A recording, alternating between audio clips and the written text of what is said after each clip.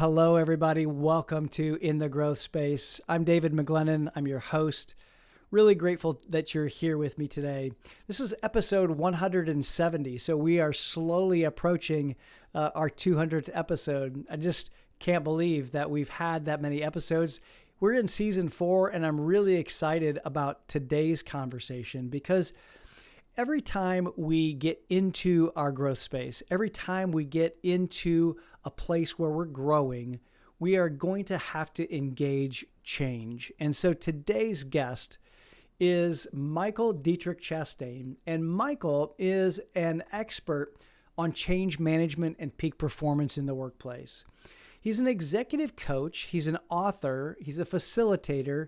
He's also a licensed therapist and an international speaker.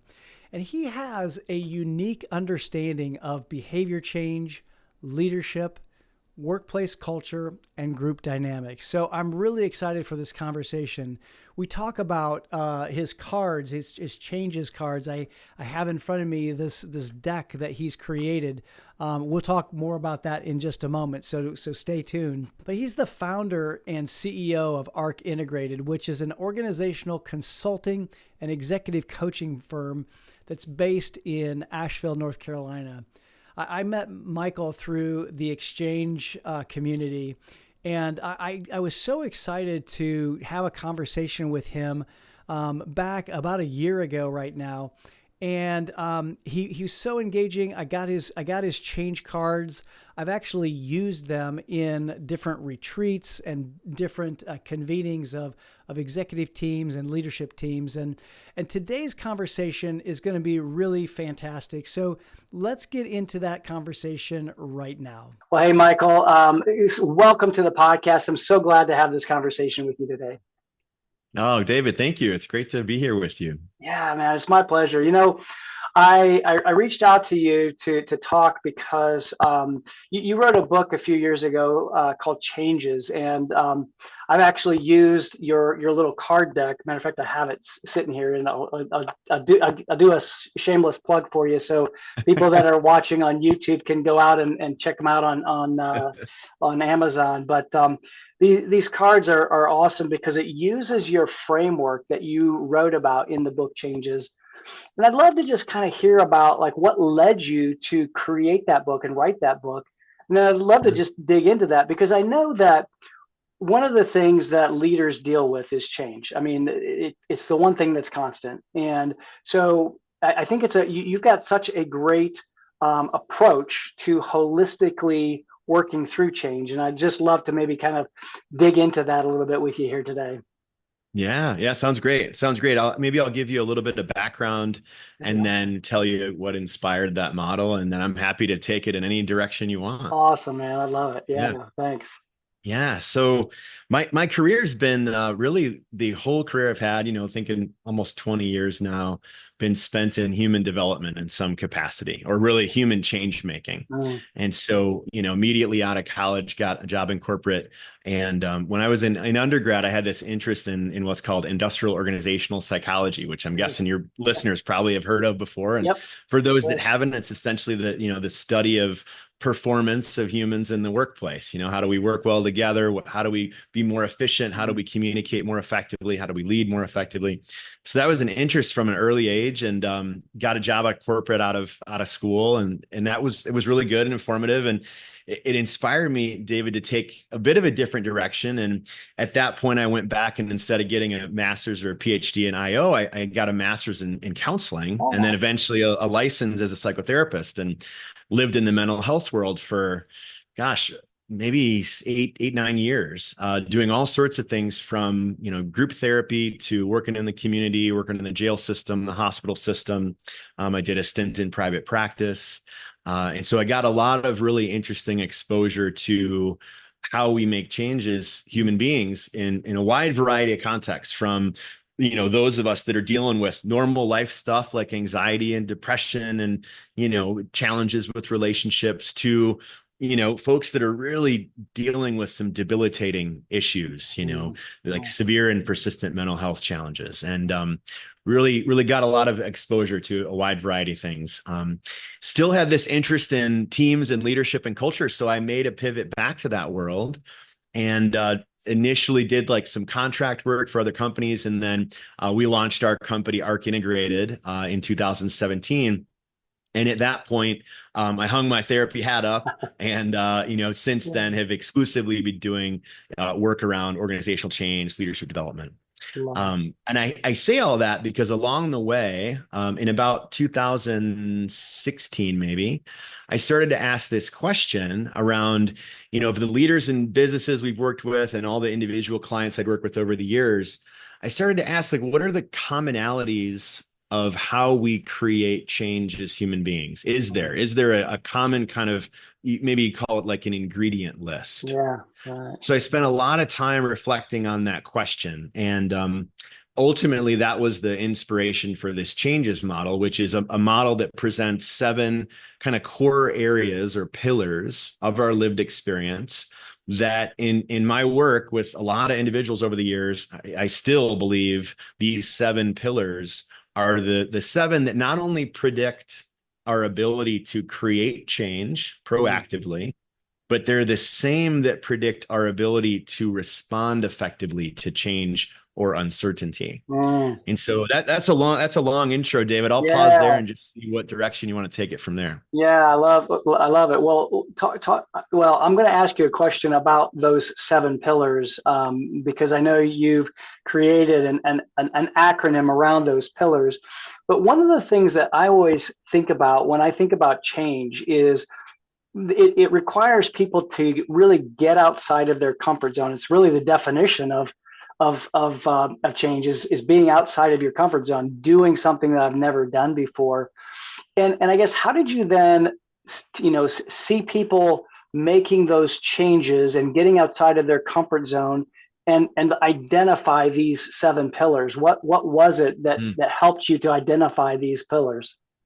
Yeah, well, it was exactly that, actually. I asked that question, like, of the clients that I've seen be successful in creating whatever change they were creating, whether it's recovering from an addiction or trying to get an employee to change a behavior or trying to get a team to improve their communication or trying to, reduce stress in my life. What are the things? And I could always point to these 7. Now, one of the questions I always get is like, of these 7, which one's most important? And I would reframe that question to suggest that it's not which one's most important forever. It's which one is most important to you right now. Okay. All right. Because I can promise that they will carry influence throughout our life. Sure.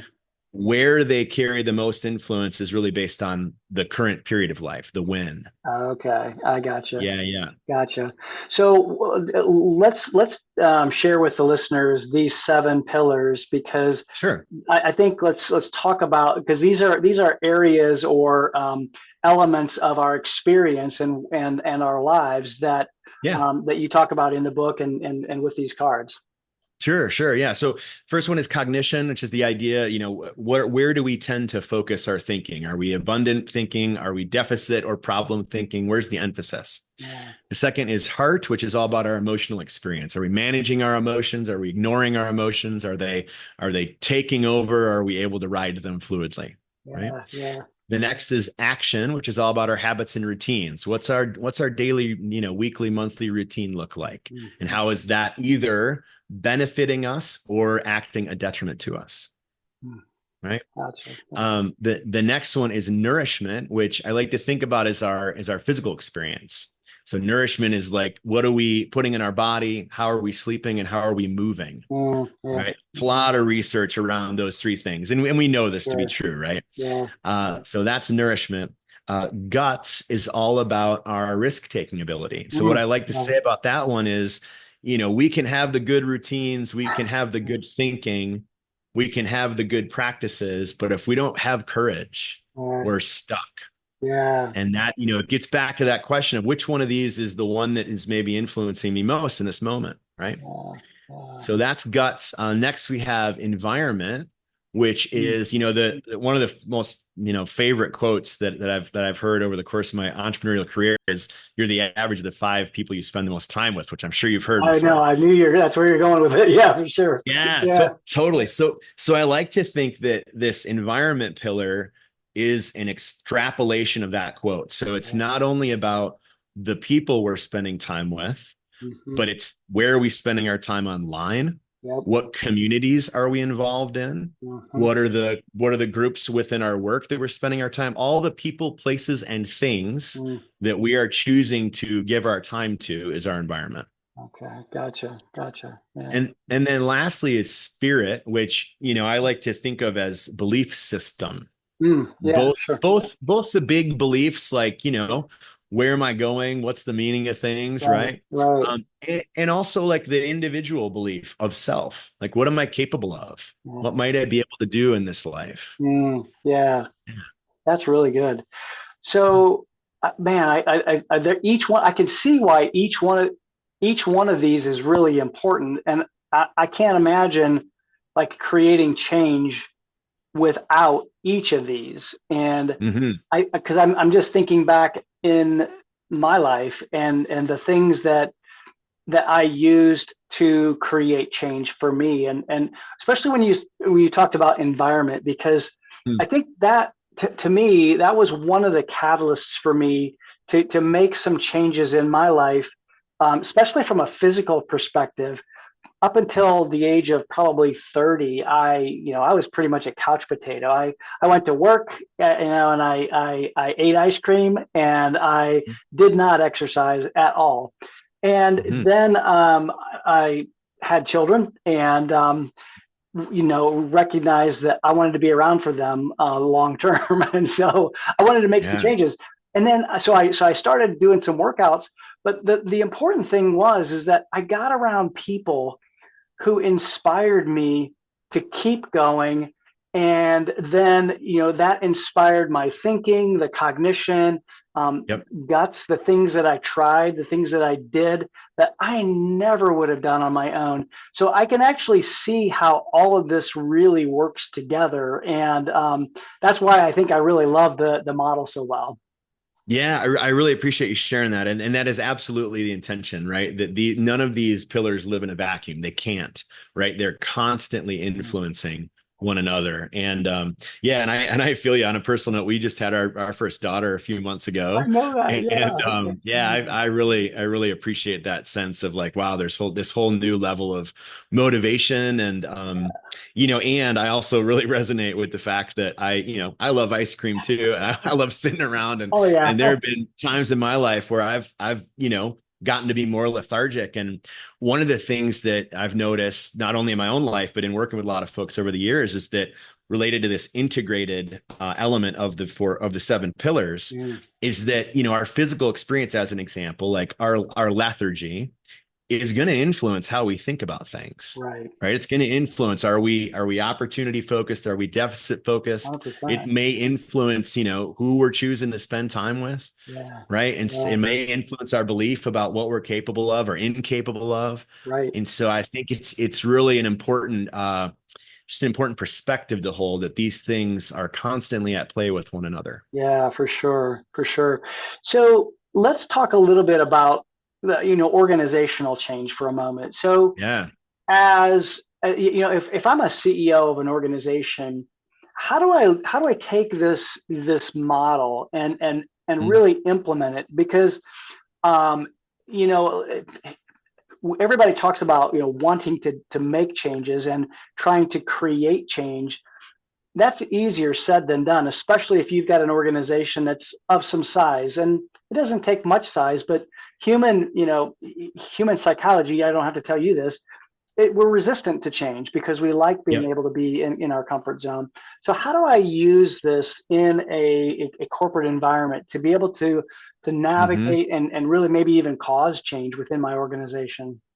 Yeah. I'll actually, it's a good question, and it's super top of mind right now. And I'll give you an example of something that happened today. Okay, great. So right before our connection here, David, I came from running almost half-day virtual event with one of our clients. Big tech company, international company, many tens of thousands of employees. And this particular event was with many of their North American leaders, and they're wrestling, like many organizations are wrestling with, the question of how do we institute AI? Sure. What do we do with it? Mm-hmm. How do we navigate it? How do we get it, socialized in our culture? What are the risks? What are the benefits, right? Yep. And so, what we helped them do is we are Arc Integrated brought in an AI expert, and we did an interview with him. It lasted quite a while. We had pre-populated questions with him. We brought in a lot of questions from the folks that attended. And it was great. I mean, people gave excellent feedback. They felt like it really helped adjust their thinking. And that's really the point that I want to make. This is an example of an organization embracing a question that they have uncertainty about, and they're bringing in external expertise to not only help them rethink about it, but also socialize it amongst their employees and offer maybe a little transparency that, hey, organizationally we don't have the answer here, but we're going to get the answer, and we're going to share it with you in real time. So I think one of the ways in which organizations can leverage this model, that's one of the 7 pillars. That's cognition, right? Yeah. Is to challenge ourselves at the organizational level. What ways are we thinking, and how can those ways be disrupted or challenged or brought new light to? Wow. Right. So that's one application of one pillar. I could give other examples, but I hope that's helpful. Yeah. No, absolutely. Well, and I think too, one of the things that I know about the model is it uses questions to be able to help us think differently, act differently, do things differently.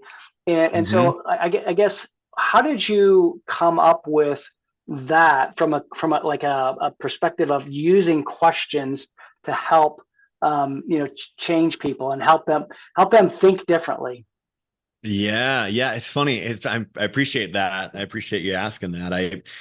It's actually that what you just asked is my current kind of thinking of a second book that I'm in the works of. And I haven't talked about this a whole lot, but the book is actually about influence. And the reason I'm having this thought is in my work with leaders and our work with teams and organizations.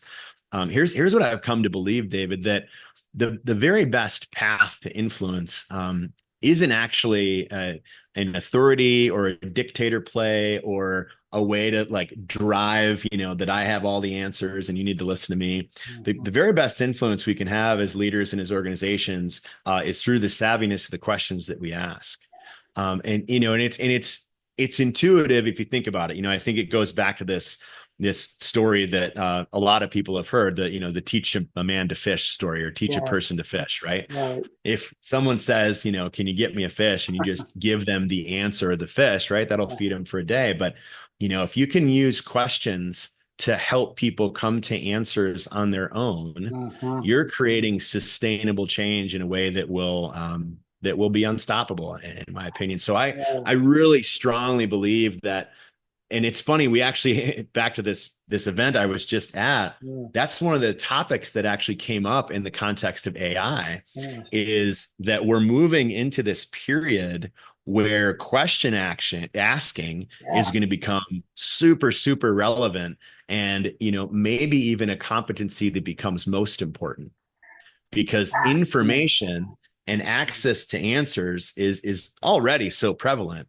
But what isn't there is the questions that we ask that dictate those answers. And the answers we get are purely dependent upon how good the question is. Yeah.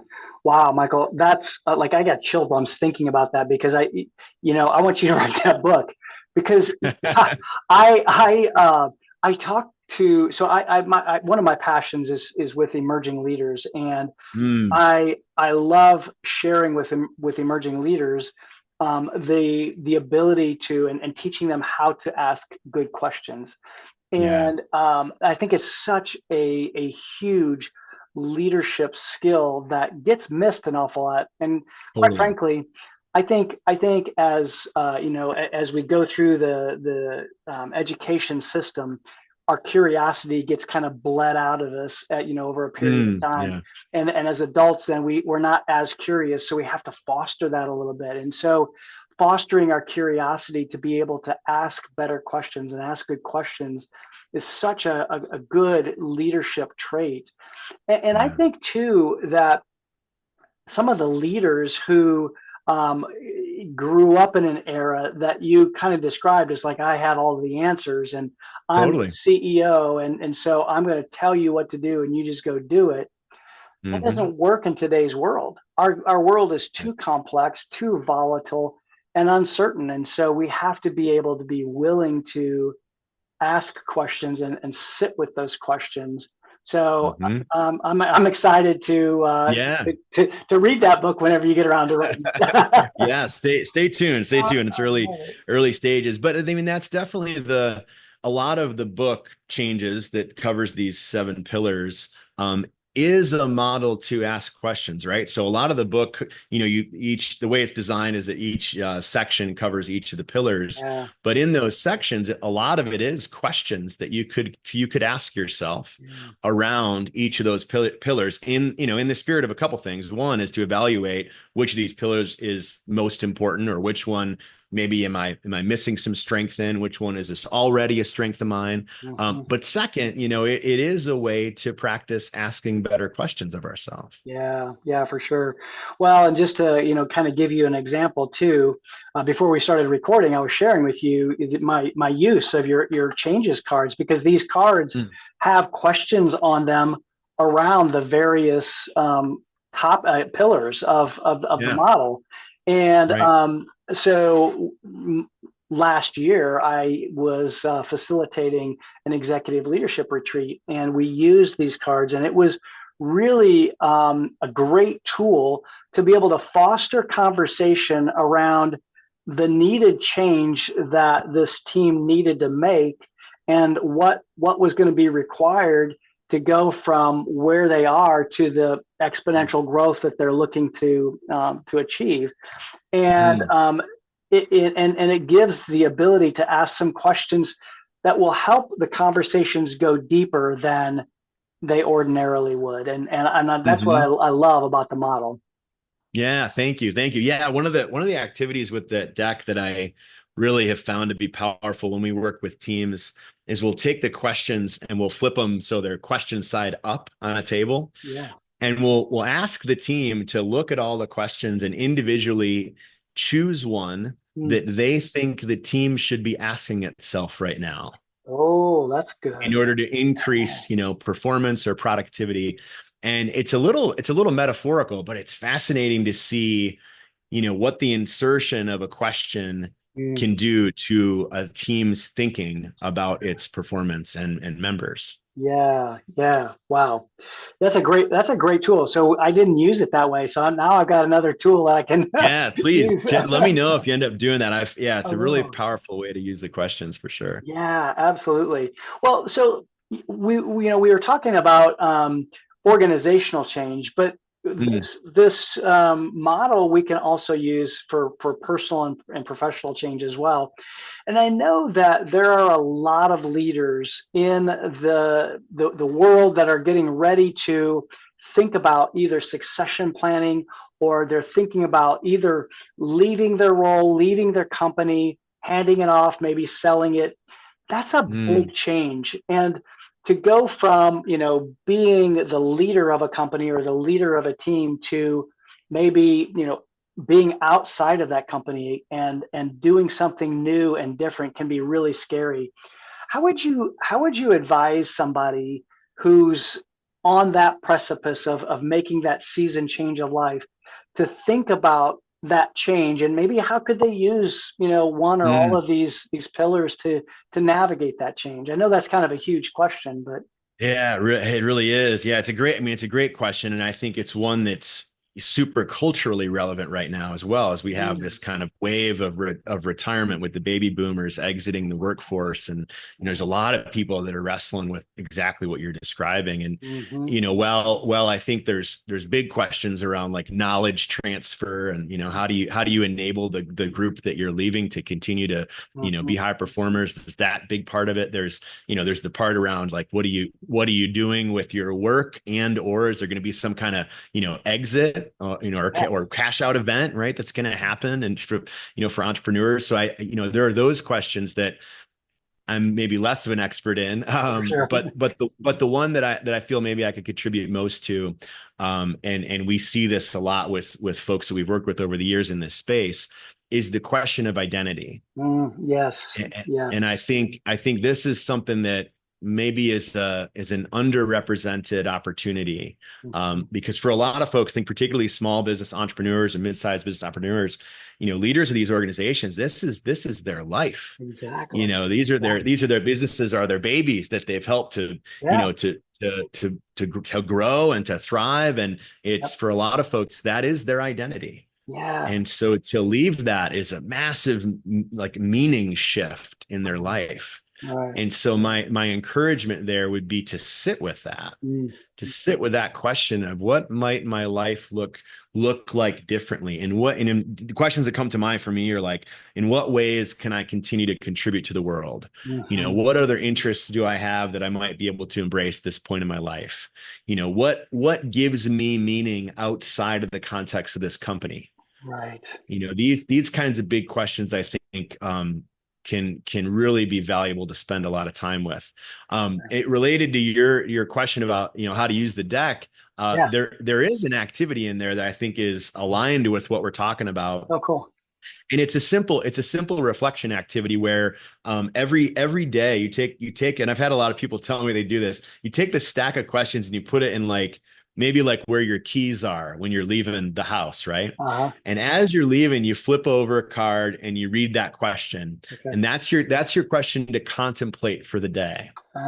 Interesting. And you do that it's called 30-day thoughts. You do this for 30 days. Very cool. And the reason I bring that up is because the nature of these questions in the deck are somewhat connected to this big question you and I are talking about around identity. So I think if people would draw 30 questions every day for a month, they might gain some insight into that bigger question of what is my identity. I love that, Michael. I think there's such an intentionality around that, and if you're listening to the podcast and you're thinking, man, this is me. I'm 62 years old. I'm thinking in 3 years I'm out.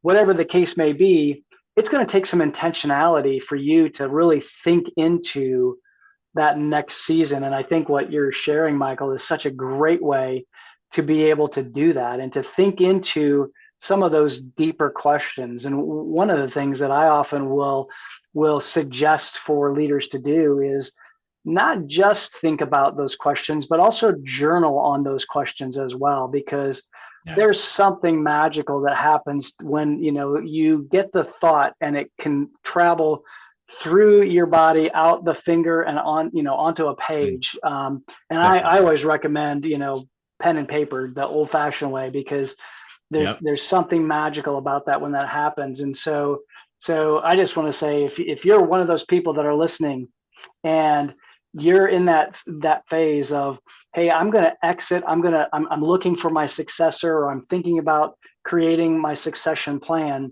this is a great way to begin to think about that identity, what comes next, and who will I be without this question, without this business, without this team, without this company. Yeah, man. Yeah, I love that. I really agree that the notion of taking the time to write things down, pen and paper, is so powerful. And, and I think one of the reasons simply that it's powerful is that it forces us to slow down in a way that is not normal. 100%. And that little bit of slowing down, I think allows for greater creativity, greater thoughtfulness. So I just want to echo what you said. I really agree. Yeah, and I'm going to just share something here real quick, because that slowing down, it isn't natural. This past summer, I did a sabbatical. I did a 30-day sabbatical, pulled away from work. It's my second year of doing it. And I will have to say that that slowdown, that first week was really, really disorienting because not having a schedule, not having meetings to go to, and thinking about my calendar was really disorienting. And so one of the things that I gained from that experience was just how valuable that intentional slowing down really is. It takes a little bit of time. So again, if you're listening and you're thinking about this succession and you're thinking about exiting, I want to say, do a trial, do 30 days off, find a way to take 30 days off. And that's going to be a big help for you. And do these questions, do the journaling that Michael is talking about, because man, I can't recommend that enough. It was huge, really huge experience for me. Yeah. Oh man, I love you shared that. I'm inspired to hear that. We actually just came back from a trip to the beach last week, and it was really great, as you'd expect. But I'll tell you, one of the things that came to me as an outcome of that is the realization that, and like we're talking about, as a busy entrepreneur and business owner, I'm super guilty of that. Like, I don't take enough vacations. I mean, certainly not beyond a week. I mean, that was the first week, I think, of not working I've had in a number of years. Wow. And one of the things I'm thinking of now, to your point, is in the next year, 18 months, how can I build in 2 weeks, Yeah. or maybe 3 weeks, or Yeah. like you said, a month. I mean, yeah. So anyway, I appreciate hearing that from you. It's inspiring. Well, we'll definitely talk offline, and I'll share some of my Yeah. strategies. And Okay, I'm here for it. and if people are listening and they want to hear, Yeah. shoot a note on YouTube, or shoot me a note in the Okay. podcast, and we'll find a way to do a whole episode on that. But That's great. man, so let's maybe wrap this conversation up a little bit with like a leadership strategy. What's a leadership strategy that any leader can take to really not just get through change, but really lead change and really navigate change really well? What would maybe what's 1, 2, 3 things that you might suggest for them to do? Yeah. Well, one of the things we didn't dive into, although maybe we could for a minute, Yeah, I is, love each of these pillars we talked about show up at the organizational level as well. Okay. And so what I would encourage any given leader is to think about these pillars and how they're showing up systemically Okay. in the organization, with the same question that we'd ask at the individual level, which is, which of these pillars do I have a strength in? And which of them am I ignoring, or is the organization ignoring? Okay. So for instance, just real quick, we talked Yeah. about the cognition one, right? Like, how are we thinking as an organization? Heart organizationally is all about emotional intelligence, right? Like, how are we addressing emotional management systemically? And as we know from all the research, that has a drastic influence on organizational performance. Yeah, absolutely. Right? Action is habits and routines. So at an organizational level, what are our policies that are pushing people's behaviors in directions that we either want or don't want? Oh, that's good. Right? Yeah. Nourishment, I think, is a great parallel to, employee benefit programs. In what ways are we supporting our employees' health? Yes. Again, what kind of food are we serving? In what ways are we supporting, rest? And in what ways are we supporting movement? Some organizations do this very, very well. Yep. And others, it's not even on their radar. That's exactly right. Yeah. Right. Exactly. Right. Yeah. Guts is, again, about risk taking. So organizationally, are we risk averse? Or are we willing to take risk? Are we encouraging of our employees to be innovative and creative? Or do we put things in place that stifle innovation? Right? Interesting. Yeah. In environment, all about people, places, and things. Like, are there communities or groups that we need to lean into? Are there partnerships that we have, or with vendors or with clients, that we need to sever ties with? Are there ones we need to embrace? Right. And then lastly, spirit is all about belief systems. Again, like, this to me at the organizational level is about vision. Yeah. What are we seeing organizationally that is possible? And do we have limiting beliefs in place that are preventing our success? Yeah, that's good. So that's a real quick and fast way to take those 7 and apply them systemically. Yeah, I love that. And thank you for doing that, because I think that that really helps to kind of connect the dots between both personally and then organizationally. And I really love that. Mhm. Um, Yeah, you're welcome. so I would love to. Are you willing to play along with me for just a second? Would you? Of course. Yeah, Okay. let's go. So Let's go. if I pulled a card here from the changes deck, would you be Let's do willing it. to? Okay. Oh All right. man, you'd be honored. Thank you. Awesome, dude. All right. So I just pulled one off the top here. Yeah. What kind of activity makes you feel the most alive? And this is out of the nourishment category. So what kind of Oh man. activity makes you feel the most alive? Oh, that's a great one. Yeah. I'll tell you, it's an easy answer, David. I for most of my life have been a real avid martial artist. Oh, cool. And for the last, 16 years or so, I've been involved with one school, and it's been wonderful, and like we said, life gets busy. So like, to be honest, right now, my practice just has not been as regular as I would like. Mm, And yeah, so it's something I've been like actively wrestling with, to be totally transparent.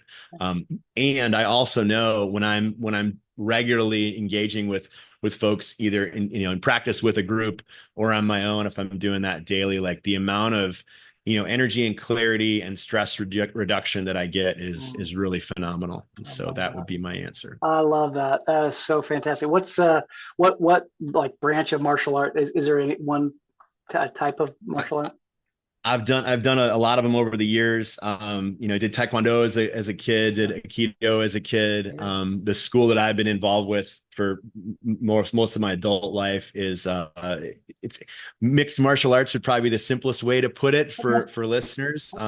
They have a number of different systems that they teach there, and so yeah, it's great. Yeah, very cool. Very cool. I love that. Well, I tell you what, just having a baby that throws life a little bit askew. So I totally understand you getting out of the rhythm of that. But I love Yeah, that activity. That's yeah, super cool. yeah. It's Super cool. been it's been yeah, it's been a wild ride, as you know, as a dad. Yeah. Oh my gosh. Yeah, for sure. Well, Yeah. Michael, thank you so much for sharing your wisdom and your knowledge, especially around this framework. I'm really excited about the prospects of you writing another book. So, Oh, thanks. so Thank you. listeners, hold him accountable. Maybe push him a little bit. That'd be, hey, that's great. I would love it. I love it. I need it. So Yeah. tell everybody where they can get in touch with you. How do people get a hold of you? Where's the best place? Where you hang out? Yeah, you bet. Thank you. Yeah, our website is arcintegrated.com, arcintegrated.com, and all the information is there. If they go to arcintegrated.com/free, there's an interesting little kind of like a tool mashup, you could say, Okay. all around the changes framework. So there's all sorts of goodies at that site, and they are for free. So yeah, Awesome. if this struck interest, that's where I would encourage people to go. Awesome. Fantastic. Michael, thank you so much for being here. I appreciate your time, my friend, and looking forward to seeing you again soon. Yeah, me too, David. Thanks a lot.